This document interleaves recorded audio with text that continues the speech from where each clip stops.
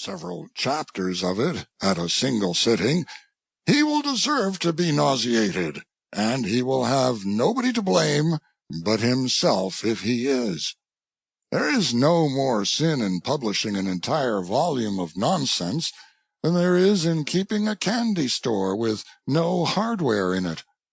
It lies wholly with the customer whether he will injure himself by means of either, or will derive from them the benefits which they will afford him if he uses their possibilities judiciously.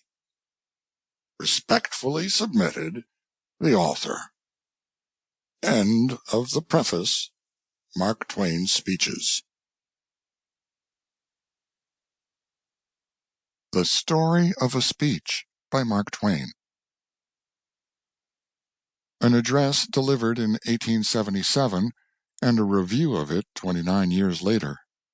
The original speech was delivered at a dinner given by the publishers of the Atlantic Monthly in honor of the 70th anniversary of the birth of John Greenleaf Whittier at the Hotel Brunswick, Boston, December 17, 1877. This is an occasion peculiarly meet for the digging up of pleasant reminiscences concerning literary folk. Therefore I will drop lightly into history myself. Standing here on the shore of the Atlantic and contemplating certain of its largest literary billows, I am reminded of a thing which happened to me 13 years ago, when I had just succeeded in stirring up a little Nevadian literary puddle myself, whose spume flakes were beginning to blow thinly California-ward. I started an inspection tramp through the southern mines of California. I was callow and conceited, and I resolved to try the virtue of my nom de guerre. I very soon had an opportunity. I knocked at a miner's lonely log cabin in the foothills of the Sierras just at nightfall. It was snowing at the time. A jaded, melancholy man of 50, barefooted, opened the door to me. When he heard my nom de guerre, he looked more dejected than before.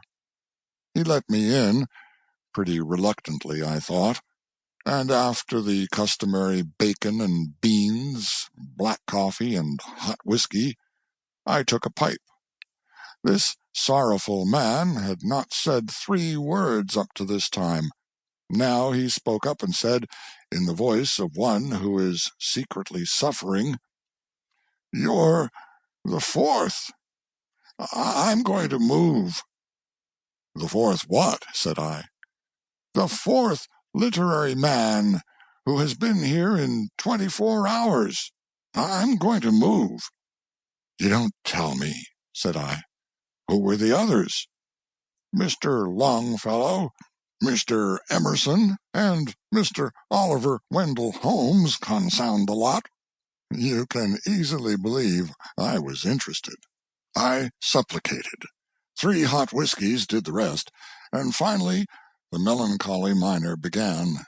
Said he, "They came here just at dark yesterday evening, and I let them in, of course. Said they were going to the Yosemite. They were a rough lot, but that's nothing. Everybody looks rough that travels afoot. Mr. Emerson was a seedy little bit of a chap, red-headed. Mr. Holmes was as fat as a balloon. He weighed as much as 300, and had double chins all the way down to his stomach. Mr. Longfellow was built like a prize fighter. His head was cropped and bristly, like as if he had a wig made of hairbrushes. His nose lay straight down his face, like a finger with the end joint tilted up. They had been drinking, I could see that. And what queer talk they used! Mr. Holmes inspected this cabin, then he took me by the buttonhole, and says he, "Through the deep caves of thought I hear a voice that sings, 'Build thee more stately mansions, O my soul.' Says I can't afford it, Mr. Holmes, and moreover I don't want to. Blamed if I liked it pretty well, either, coming from a stranger that way."